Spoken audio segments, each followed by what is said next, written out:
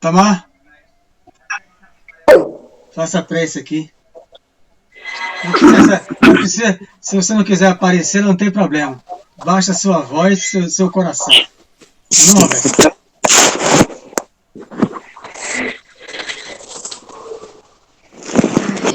Senhor Jesus, reunidos mais uma vez em vosso nome, buscamos a conexão com o Senhor, a fim de darmos continuidade ao nosso estudo da doutrina espírita. Capacita-nos, Senhor, pelas vias do amor e da ação à doutrina, a fim de que possamos estarmos todos preparados, cada dia mais, um pouco mais, para trilharmos o nosso caminho terreno, a fim de que, quando chegar o momento oportuno de retornar à verdadeira pátria, estarmos todos preparados espiritualmente para fazermos esta viagem.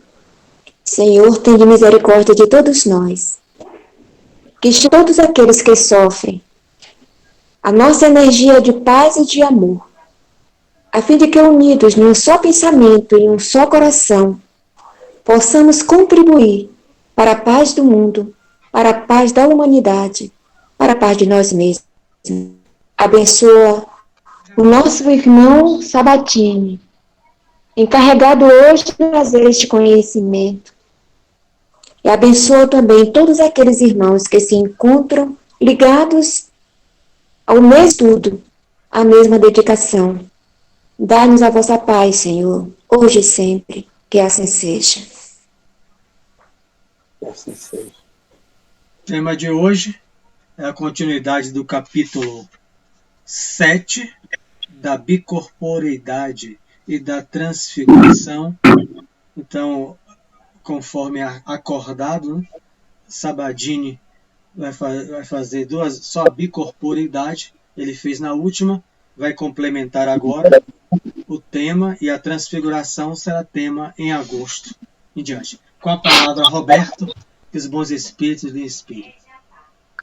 Muito obrigado, Mário, muito obrigado a todos os companheiros, Matheus, Itamar, Jandira, que eu consigo enxergar aqui, e todos os que estão vinculados e sintonizados na nossa transmissão, no estudo do Livro dos Médiuns, esse roteiro sagrado que nos auxilia, que nos explica como lidar com nós próprios, porque é um processo de autoconhecimento, aprender a lidar com a mediunidade, que é a base da doutrina espírita, desde lá das mesas girantes, mas lembrando que não a mediunidade, mas por questões de conceito, mediunismo existiu desde que nós estamos na face da Terra. Então, só que a gente lidava com essas forças, com essas energias, por isso que a gente chamava de milagre, sobrenatural, e não compreendia. E depois de Kardec, a gente tem a oportunidade de explorar, estudar, aprender e desenvolver cada vez mais as nossas próprias potencialidades, porque um dos processos da vida dos conceitos espíritas é a evolução.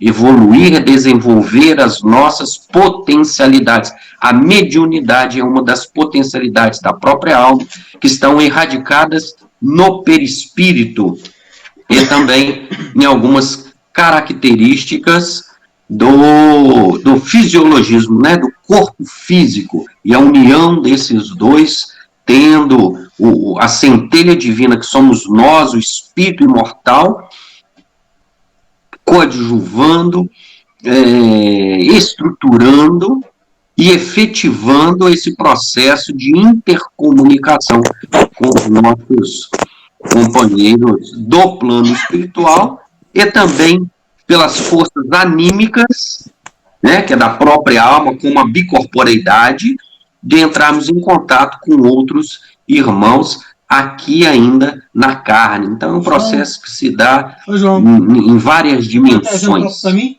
Né? com algumas possibilidades. Vejam que interessante, no Livro dos Espíritos, Santo Agostinho fala de anjo da guarda que às vezes está num outro planeta. Kardec pergunta, mas como que ele vai auxiliar? E a resposta é que vocês não conhecem a força e as características do pensamento. Basta pensar nele e automaticamente, rompendo aquilo que nós conhecemos como tempo e espaço, ele está ao nosso lado, o anjo da guarda, no caso, para nos auxiliar. Então, o estudo do Livro dos Médiuns, especificamente da bicorporeidade, que é um conceito posterior à telepatia.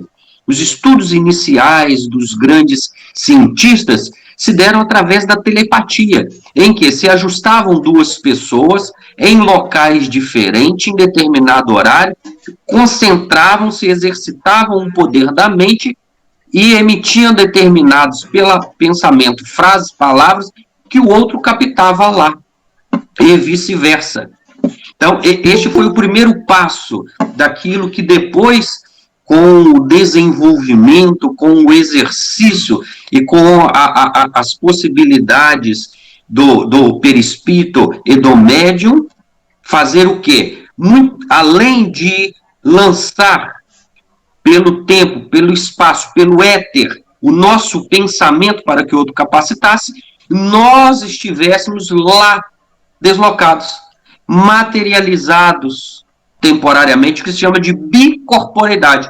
O corpo aqui e o perispírito de forma visual lá, falando com consciência, com capacidade de discernimento, ouvindo e sendo presente para mais de uma pessoa. Esta é a bicorporeidade, que Kardec fala aqui, que é uma variedade das manifestações visuais. Então, a gente tem a telepatia, as comunicações visuais, a gente tem o desdobramento, muito comum na mediunidade de Dona Ivone do Amaral Pereira, né, que é o exercício de se deslocar do corpo no plano espiritual e fazer viagens e conhecimento e estudos e aprendizado, inclusive servir de mediunidade quando o espírito tem a capacidade de nos dar algum conceito, nós compartilhamos com os encarnados. Existem os processos também, variedade, tudo da bicorporeidade e do perispírito, que são o efeito das materializações, e aí os grandes, como William Crookes lá, com Kate King, aí o Zapia lá em Portugal, grandes médicos, grandes cientistas estudaram as manifestações da materialização, que também é o médium expressando e saindo do seu corpo, doando o ectoplasma. E a bicorporeidade é justamente o contrário. Somos nós que nos desdobramos, o corpo fica aqui e a gente vai até lá. Conversamos muito no último estudo da semana passada, não. Eu não lembro quando foi, mas que nós estudamos a bicorporeidade, e hoje nós vamos tratar um pouquinho mais dos exemplos que nós tivemos e que é fundamental para que nós possamos adentrar e compreender, lembrando que essa potencialidade nós temos em nós e vamos desenvolver pelo tempo. Uma mediunidade como Chico, como Dona Ivone do Amaral Pereira, por exemplo, começou há vários séculos, quiçá há milênios. Tudo na mediunidade, tudo na vida é um processo crescente, é um processo de graduação. E para ser bem específico aqui da Dona Ivone, 1572, no livro Nas Voragens do Pecado, ela entrava em contato com Otília, que foi a noiva do seu irmão, desencarnou, e ela evocava o espírito de Otília, e Otília ia lá, retirava ela do corpo. Para quê? Para ir assistir a vingança que estava fazendo com um determinado personagem. Então, é um exercício para que, vários séculos depois, tivesse a pujança da sua mediunidade, com a capacidade de positivar em várias perspectivas, em várias mediunidades, o trabalho. Uma coisa também que é muito interessante, a gente não pode deixar de falar, que nós sabemos que não é privilégio dos espíritas, e dar comunicação dos espíritos, todo mundo dá, é muito fácil, inclusive dos obsessores. Falam a mancheias aí no mundo, em todos os lugares, em todas as religiões, no ateísmo, na via pública, onde nós estamos. O que o Espiritismo vem nos auxiliar? A controlar e não dar vazão na hora que os espíritos querem, mas com a conscientização, buscando um objetivo útil. E o objetivo útil é o trabalho de minimizar a dor do outro, de enxugar uma lágrima, de levantar um caído. Esse é o trabalho de mediunidade com Jesus. É isso que o Livro dos Médiuns nos auxilia, para minimizar e não entrarmos nos processos dos médiuns imperfeitos, dos médiuns obsidiados, dos médiuns iludidos, que são joguetes na mão dos espíritos malevolentes. De forma que todo esse processo é que o Livro dos Espíritos, de forma muito metódica, muito trabalhada, ele vem nos auxiliar. Eu vou fazer uma pequena lembrança só do último estudo, para dar uma introdução que é muito interessante, que é o estudo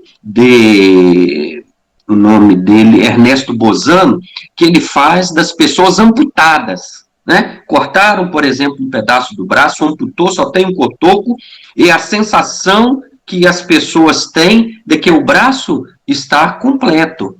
Para provar o quê? Que existe o perispírito, este modelo organizador biológico entre a centelha divina e o corpo físico, que é um corpo semi-material, inclusive de fotos retiradas para isso.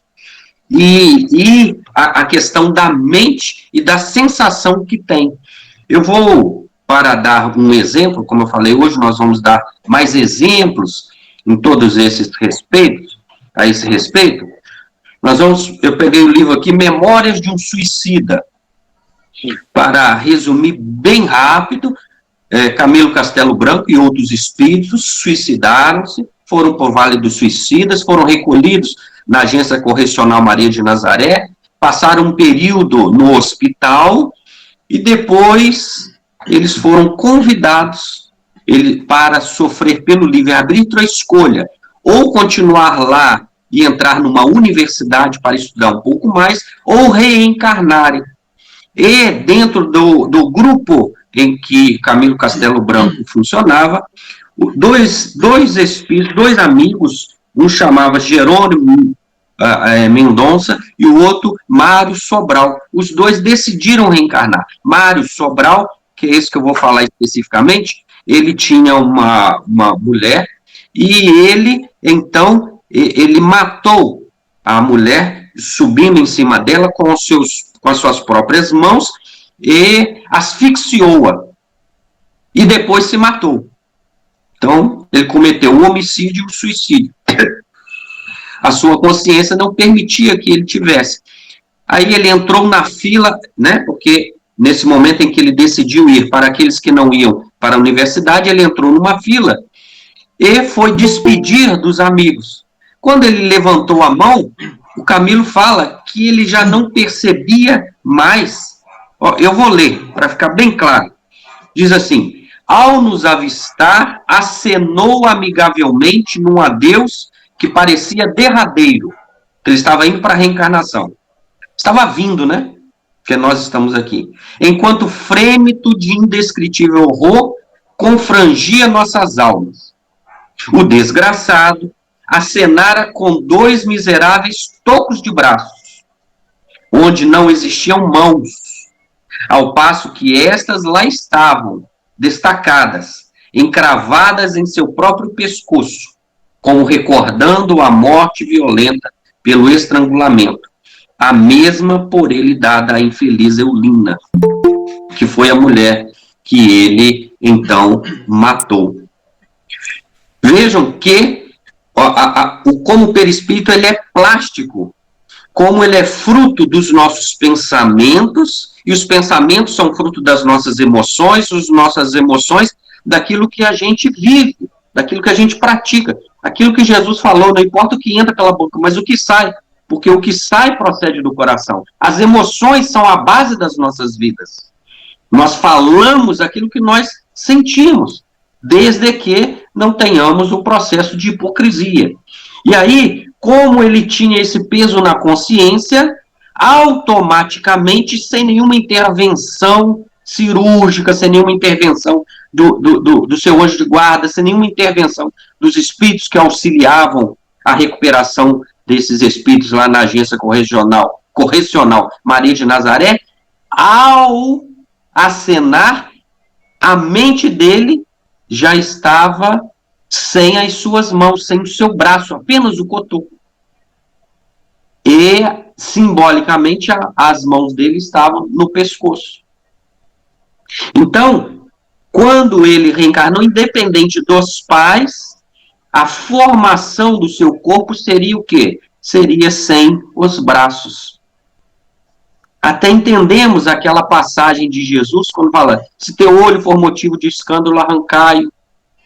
Que Jesus fez o seu evangelho não somente para os encarnados, mas para nós encarnados e dos desencarnados, para todos os espíritos vinculados à Terra, que no caso deles já entram na vida, ou seja, na carne, porque a vida é uma só, né? A gente morre, a gente não deixa de viver, e aqui nós estamos também vivendo, para entrar na carne, já sem aquele membro que foi motivo de escândalo para ele, não por uma penalidade divina, não por uma penalidade divina, mas especificamente por um drama de consciência. E aí ele foi se ajustando. Dona Ivone chegou a conhecê-lo em vida, lá na FEB, no Rio de Janeiro, porque ele pegava lá os comprimidinhos de... Como é que é o nome daquelas bolinhas? Eu esqueci o nome. Sem contraindicação. Me fugiu o nome, Mário. Não recordo, não. Não recordo, não. Bolinha de quê? Para dor? É de remédio. Homeopatia. Homeopatia. Homeopatia, que a federação distribuía. Né? Olha que interessante. E aí, só para estabelecer, porque a bicorporeidade é apenas uma manifestação de o quê? Deslocamento do perispírito. E aí Kardec pergunta no Livro dos Médiuns, como pode? O corpo vai morrer? O corpo vai ficar sem viver neste momento? Porque toda manifestação de bicorporeidade, o espírito é um só. O perispírito se desloca, a inteligência se desloca, e o corpo aqui, que fica geralmente em processo de sono, adormecido, silencioso, ele não se dá em atividades. Enquanto nós estamos ativos aqui, o meu espírito não vai deslocar para materializar e aparecer em outro local. E aí nós vamos citar aqui o exemplo de Santo Antônio de Pada, do Santo Long, deixa eu ver o nome dele aqui.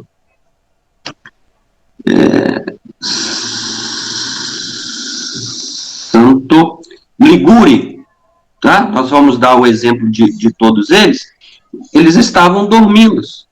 Santo Antônio, quando o pai dele estava em Lisboa, ele estava na Espanha, e o pai dele ia ser condenado à morte, ele então fez o processo de bicorporeidade, apareceu materializado lá, defendeu o pai foi solto e descobriram depois quem foi efetivamente que cometeu a circunstância. E por que ele foi, pela Igreja Católica, considerado santo?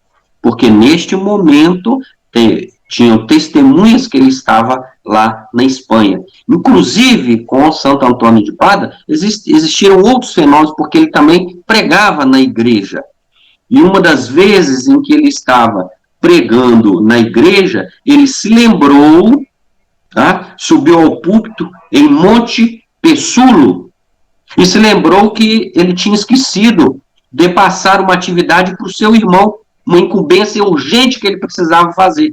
Ele para de falar, ele pega o capuz dele, coloca, fica em silêncio, ou seja, a atividade fisiológica diminui, e ele então se materializa na frente do irmão, passa a tarefa para ele, cumpre aquilo que ele havia esquecido, e depois de alguns minutos, ele retorna e continua a fazer a sua prédica no púlpito, na igreja, rezando a missa, como era, porque ele era católico.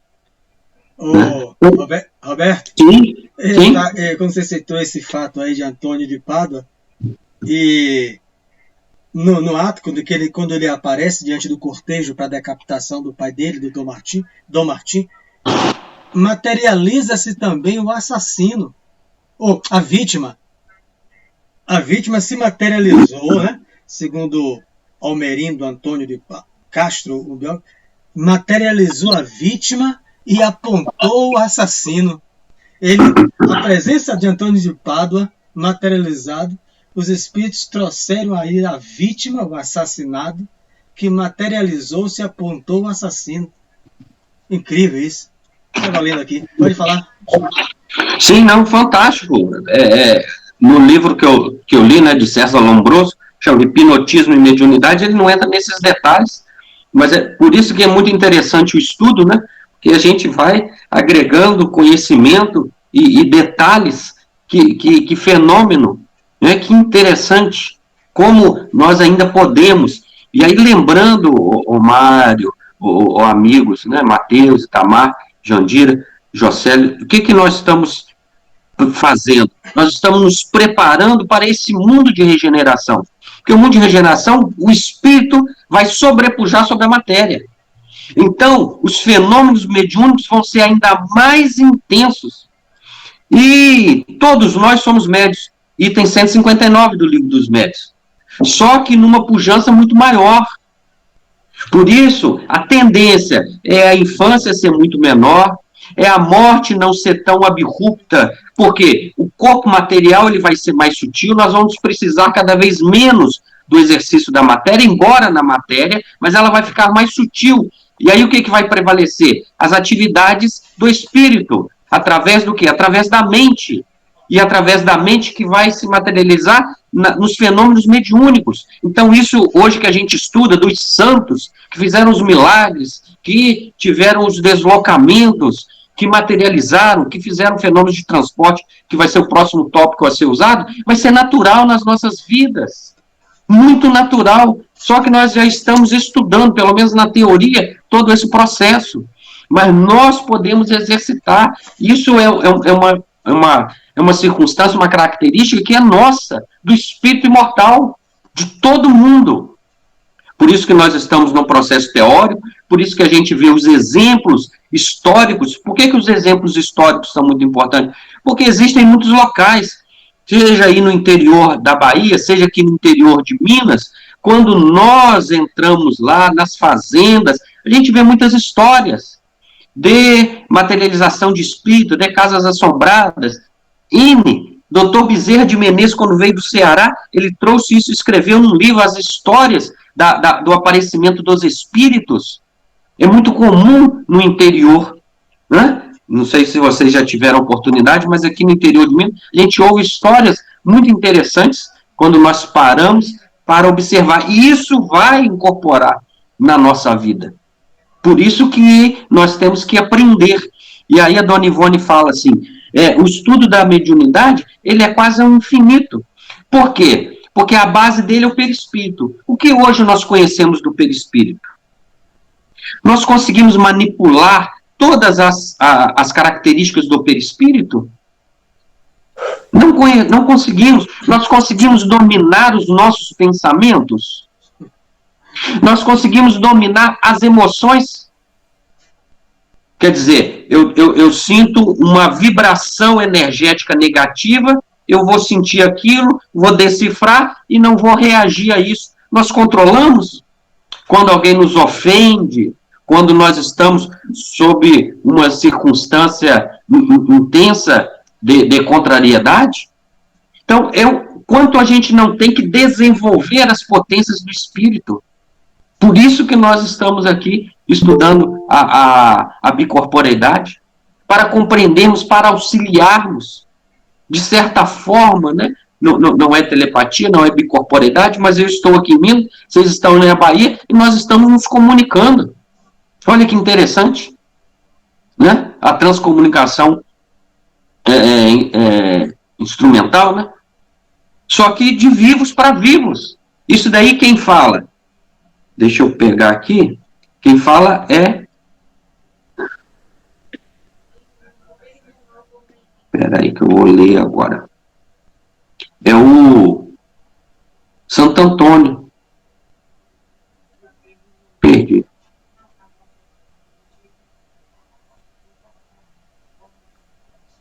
Que essa comunicação, ela é tanto de desencarnados para encarnados, como dos vivos para os próprios vivos.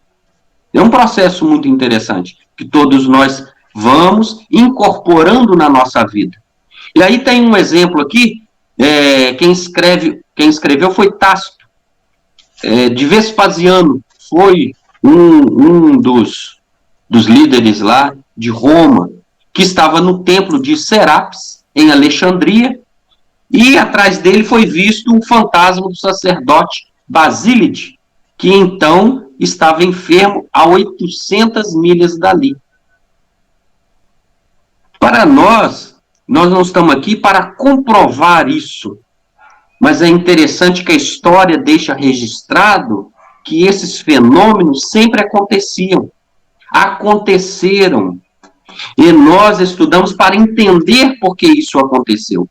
Porque muito mais do que comprovar o perispírito, a vida após a morte, o Ernesto Bozano, ele conta a história de um rapaz da guerra, que ele estava na guerra, ou seja, efetivamente não trabalhava com a mediunidade, são pessoas comuns, junto com um amigo dele, estava lá na Primeira Grande Guerra, e aí, depois de noites e noites caminhando para pegar e substituir no fronte da guerra um grupo francês, e ele chegou ali e disse que era muito barro, e tinha uma chuvinha muito intensa, que disse ele que doía nos ossos.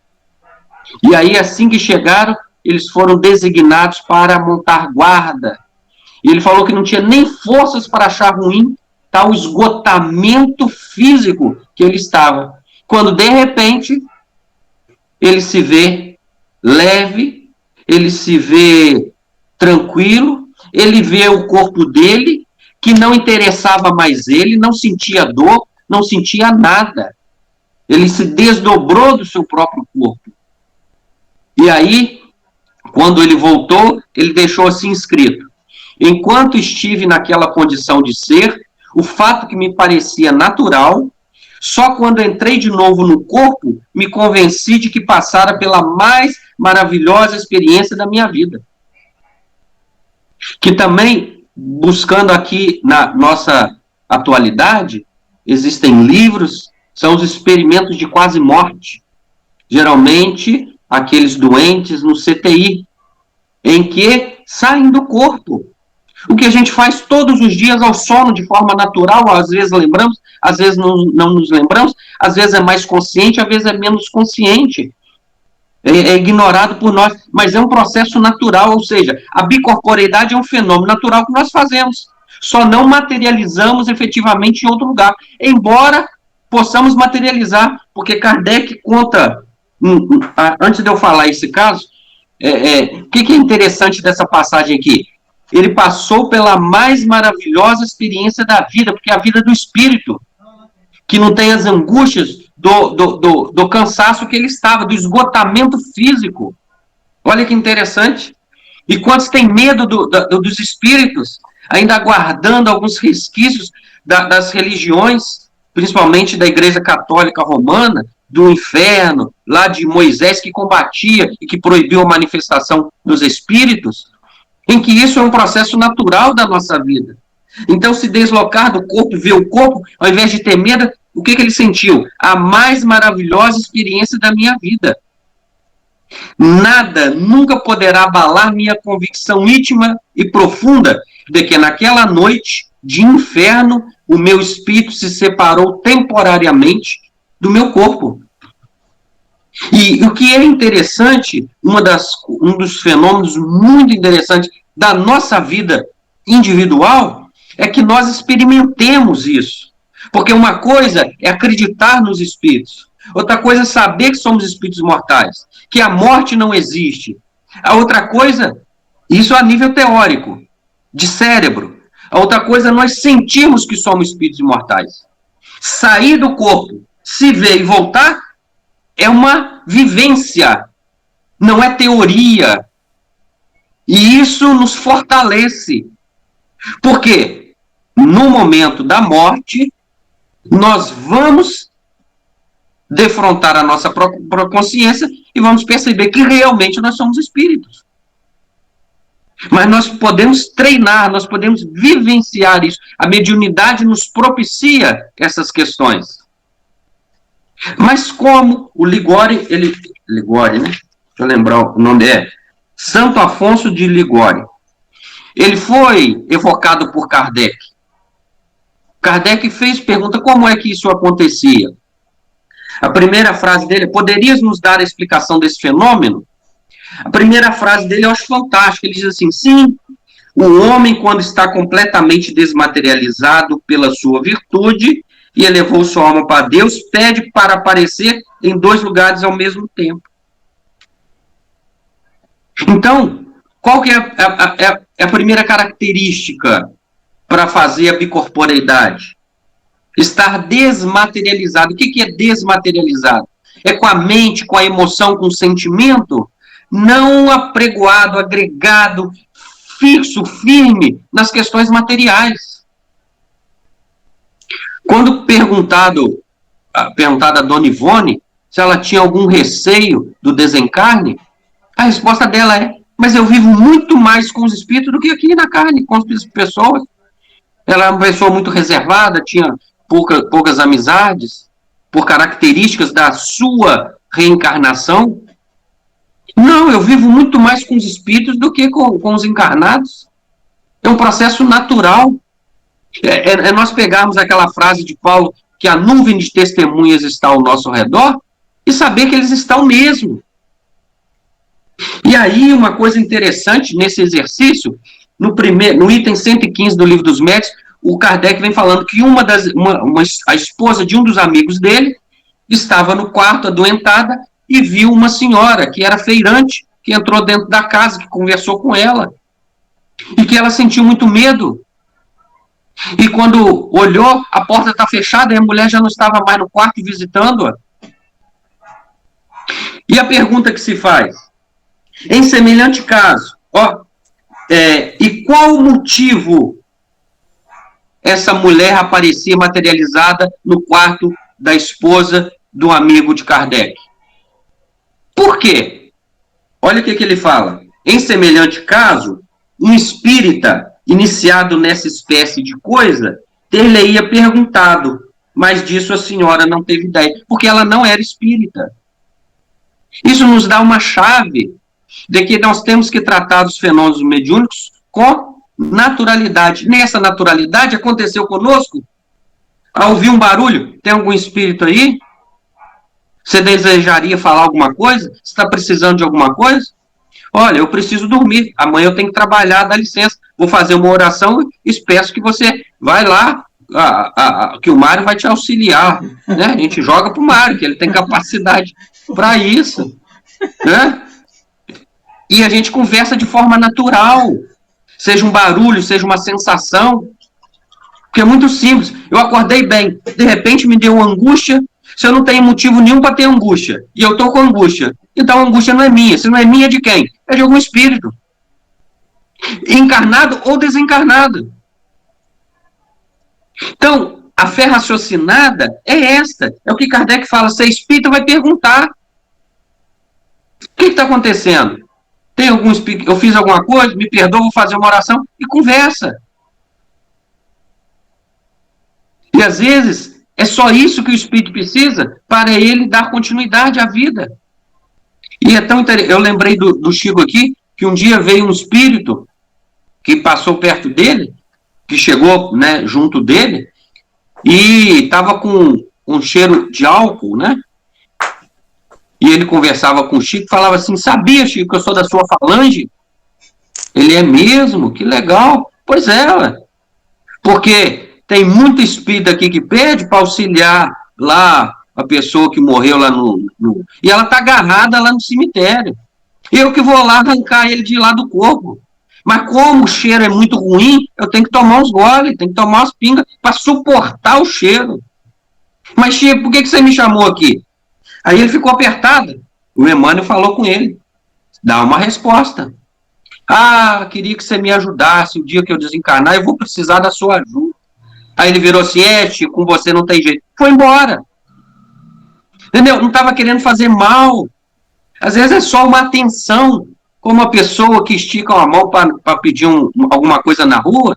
Às vezes ela não quer nem dinheiro, olha no olho, fala, o que eu tenho para te dar isso? É uma esmola, vai com Deus, que tenha fé. É um pouco de atenção. Né? Sim, pode falar, Mário. Agora, a gente vê que esse fenômeno, né, nessa condição de bicorporidade, né, de tangibilidade, de visibilidade, não é tão comum como todo você citou. Ele está entre as manifestações visuais, né, entre os desdobramentos, mas a gente, essa materialização, pelo menos, né, fora do interior de Minas e fora dessas coisas, que é real, né, é real mesmo. Mas quando ele cita aqui nessa pergunta que você leu, aqui na minha coisa, que o fenômeno é por suas virtudes, quando o homem, por suas virtudes, chegou a desmaterializar-se completamente e conseguiu elevar sua alma para Deus. O que a gente pode compreender, gostaria que vocês aprofundassem nisso, é que esse fenômeno não é comum porque existem leis, né? As leis de Deus. Porque dizemos, uma pessoa de má índole, encarnado de má índole, se ele pudesse treinar, exercitar, ele mesmo fazer essa projeção fora do corpo, ele de má intenção, e aparecer dentro do Banco Central, dentro do Banco do Brasil, né? Aparecer, vou botar logo um exemplo, Márcio, pegar a sacola de dinheiro e depois se mandar uma coisa de joias. Então a gente não vê isso acontecendo, mas a gente viu, você citou aí dois santos, Eurípides Barçanufo e outros que já fizeram esses fenômenos no movimento espírita. O mais comum é Eurípides.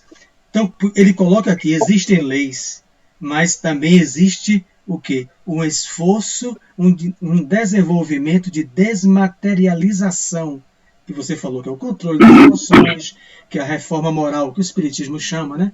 Aquilo ali. Então, não é comum o fenômeno de bicorporidade. Não é dizer assim, bom, eu vou entrar na aula com Sabadini para aprender a me desdobrar, bicorporidade. Eu quero rever meus parentes no Rio de Janeiro, um fato verídico, que moram há 50 anos no Rio, há muito tempo que eu os vejo. Aí eu me desdobrar e me materializar lá. Não é assim que funciona. É isso? Sim, há muitas variedades disso aí. Antes de falar do Banco Central, do Banco do Brasil, eu me recordei aqui de um caso, de uma história, de um grande mestre oriental que foi visitar determinado local. Aí ele chegou perto do rio e tinha um discípulo e falou assim, veja aqui. Aí o discípulo concentrou, se elevou, né? Ele fez o processo de levitação, foi lá para outra margem do rio. E falou assim, demorei 30 anos para conseguir. E aí, a gente já dá ensejo de que tudo é questão de exercício. Se você se dedicar, é o que Leon Denis fala, é o querer, o saber e o amar. Então, você tem que querer, muita boa vontade. Você tem que saber, é a perseverança, é o estudo, é a prática. É possível. Tudo é possível aquele que crê e ama. Então, é possível fazer isso. Mas aí, achando que o mestre ia ficar impressionado para isso, ele pegou uma canoazinha e atravessou em 1 minuto. Ele falou assim, você demorou 30 anos para fazer, eu fiz em 1 minuto. O que isso quer dizer para a gente? Hoje, eu vou aqui fazer esse esforço todo para aparecer para os meus amigos lá no Rio de Janeiro, meus parentes. É mais fácil comprar um celular, pagar um Wi-Fi ou internet fazer uma ligação. Não há necessidade do desgaste financeiro pelo fenômeno em si. O fenômeno não é a coisa mais importante da nossa vida. Mais importante da nossa vida é a utilidade disso e o tempo que se gasta, porque isso vai ser um processo que vai se desenvolvendo naturalmente. Tem aqui perto de Muriaé, que é, na verdade, perto de Leopoldina, é uma cidade pequenina. Eu sou ruim de nome, vou esquecer o nome de uma espírita que ali teve. E o que acontece? O processo de desdobramento, né? de desmaterialização. Um dia ela estava passando perto de um lago e uma criança caiu e se jogou, né? E caiu lá e estava afogando. Ela foi ao encontro da criança, não sabia nadar, e ela passou por cima das águas e não se afundou.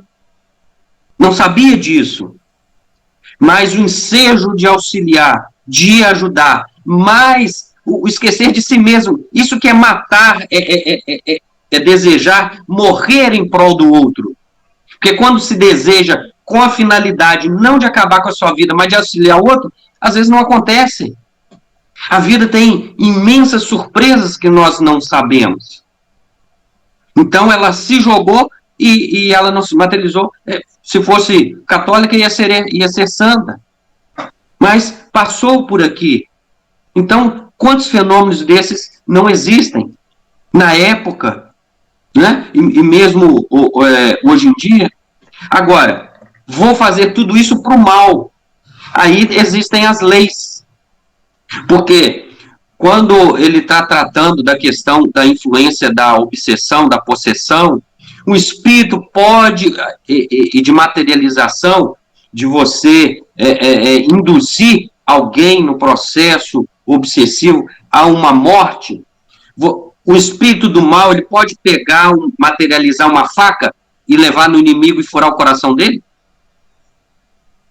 Não. Kardec pergunta isso, que é um processo parecido com esse. Eu vou me concentrar aqui, exercitar, para pegar dinheiro lá no Banco Central.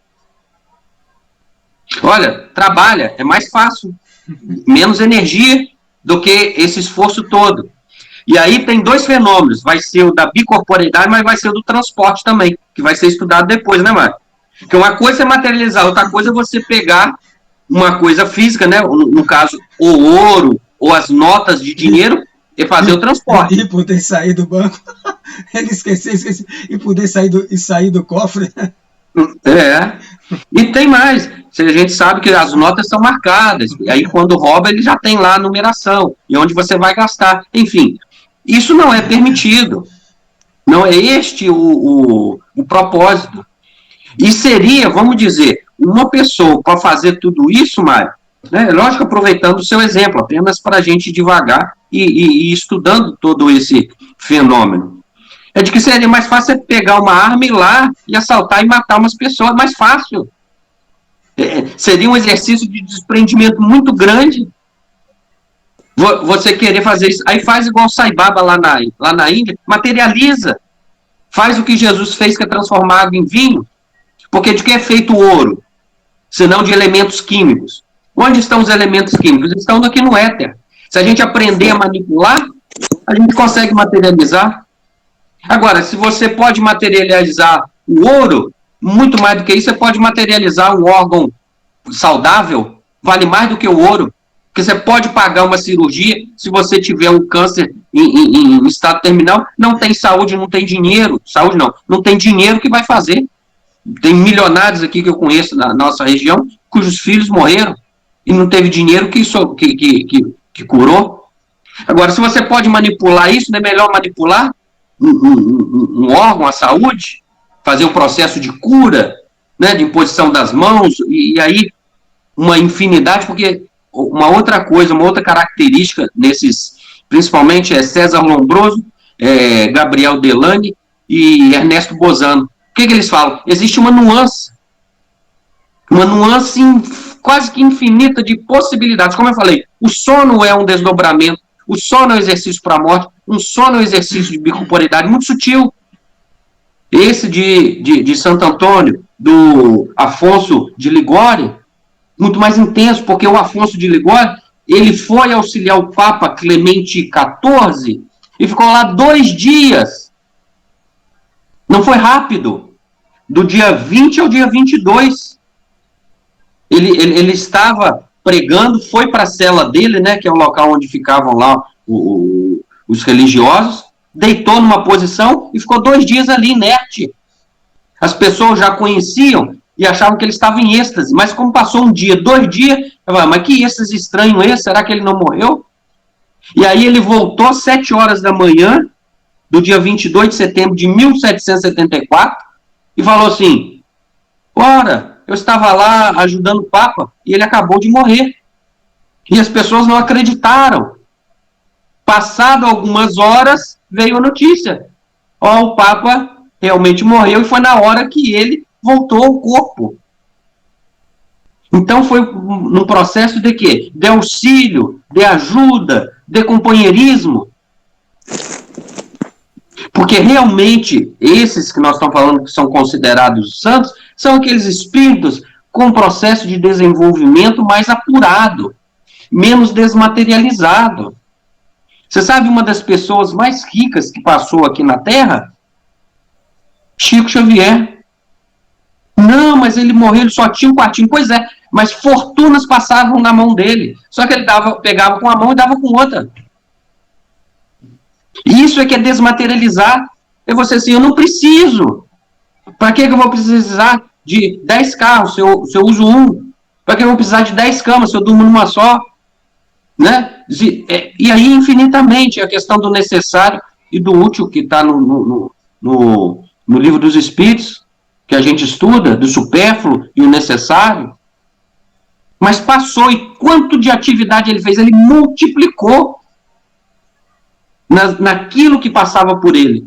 E aí tem um fenômeno magnético interessante, que é, enquanto a gente corre atrás de alguma coisa, aquela coisa afasta da gente.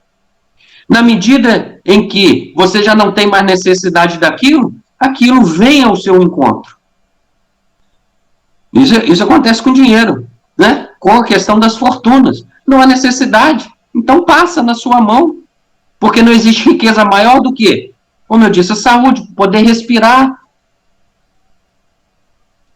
poder vivenciar o auxílio ao semelhante, a alegria que esse soldado falou, comprovou que ninguém me tira a dúvida de que eu sou um espírito, eu me vi fora do corpo, e foram os momentos mais felizes.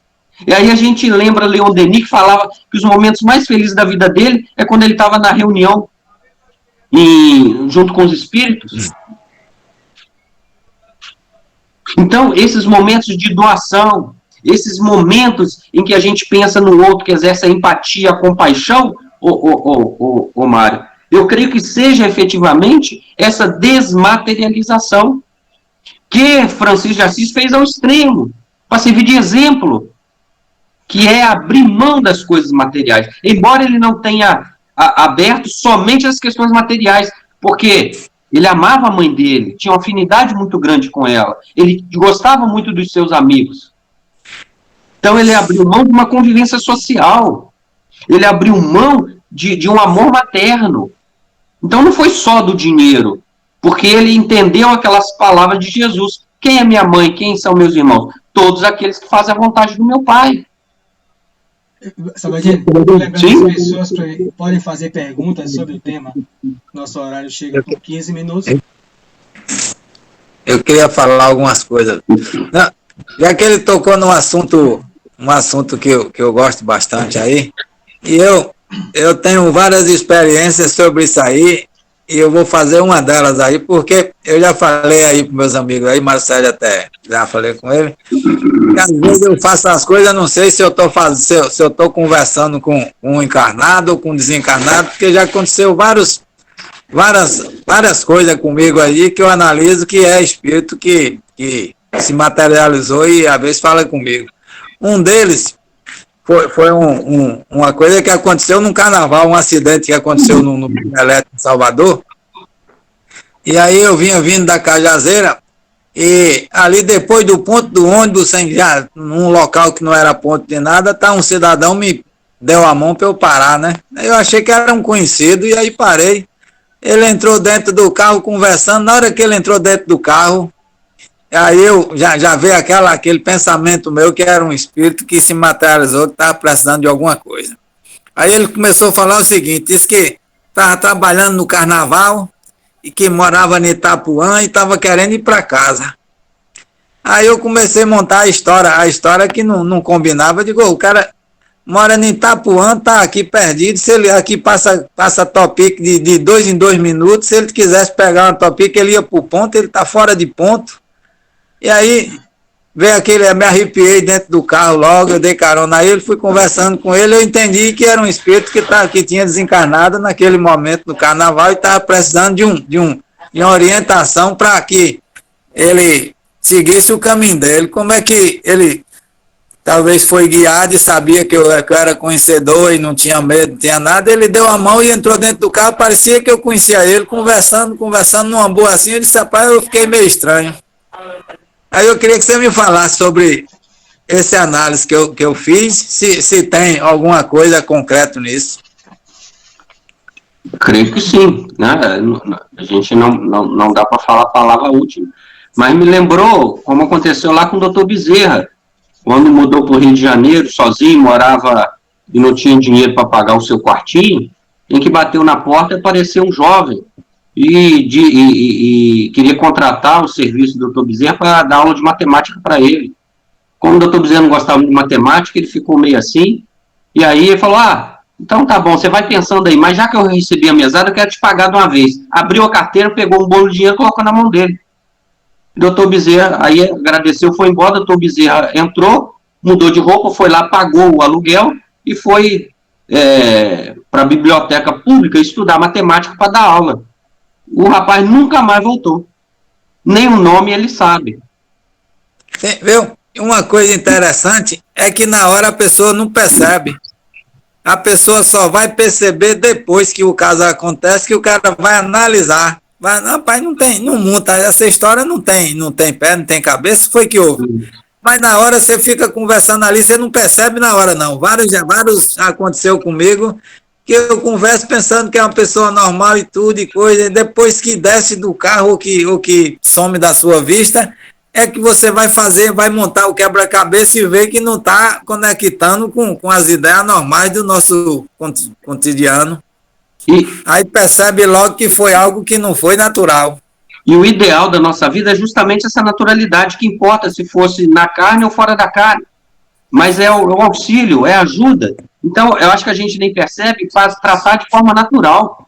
É isso mesmo. Não adianta ter medo, porque a gente percebe, a gente que é espírita, que tem uma sensibilidade, a gente percebe logo pela intenção, pelas conversas, a gente vê que não está montado o quebra-cabeça, não está correto. Aí a gente percebe, já muda o itinerário da conversa, já muda o pensamento, já está ali. Ele também percebe, o espírito que se materializou, ele percebe que você percebeu, que você sabe com quem está falando. E aí começa um diálogo ali normal, que sem nenhum estar com medo de nada, sem o espírito que se materializou ficar preocupado em assustar o que tá encarnado. Ele sabe que o encarnado percebeu e não entrou em detalhe, porque eu acho que não é justo, a pessoa está querendo esbibiotar uma coisa que você já percebeu ali, eu acredito que não seja coisa interessante. Então, eu sempre usei isso, eu percebo, mas não entro por o caminho de investigação, de estar procurando, de estar coisa. Se eu já percebi, continua a história normal e se está materializado, está vivo. Ok. Sua chamada termina em 5 minutos. Então, agradecer a Roberto Sabadini, já que é para não desligar na nossa cara. Obrigado mais uma vez, Roberto Sabadini. Já é uma carteirinha dos amigos que estão aqui, o Osni e companheiros, que também fazem os nossos estudos. Transfiguração do capítulo 7. Continuaremos no mesmo capítulo, mas já não mais bicorporidade, um fenômeno também baseado muito na ectoplasmia, mas aí é no mês de agosto. que estrearemos, né, no mês de agosto, palestra no dia 1º, com o nosso amigo Osney Moncorvo, que vai falar um livro que nós vamos trabalhar, muito citado por você, o autor Leon Denis, o livro O Problema do Ser, do Destino da Dor, um dos 10 melhores livros espíritas do século XX, muito desconhecido do movimento espírita, infelizmente. Então, os 2 temas será dado ao Osney e a um rapaz que vai estrear chamado Lázaro, dessa obra. Roberto, muito obrigado mais uma vez e vamos para a nossa prece, elevando o pensamento ao nosso Mestre Jesus, para agradecer a Ele a presença dos bons espíritos, ao qual buscamos a sintonia graças ao interesse em comum, a comunhão de ideal que já nos move a aprender para melhor servir. Temos a certeza de que nessa jornada de aprendizado, cada vez mais vamos nos qualificando em conhecimento e em moralidade, para ajudarmos aqueles irmãos, ou pelo menos servirmos de instrumentos, para ajudarmos aqueles irmãos que estão em situações mais difíceis do que nós. Envolve a todos os sofredores da terra, todos os que passam por aflições, Senhor. Dai-nos a todos eles a certeza da imortalidade da alma e a compreensão que tudo na vida é natural. Jesus nos abençoe agora e sempre. Que assim seja. Em nome de Jesus. Que assim seja. Boa noite. Um abraço a todos, Roger e companhia. Vou fechar aqui, desejando feliz noite mais uma vez e gratidão. Valeu, boa noite, muito obrigado.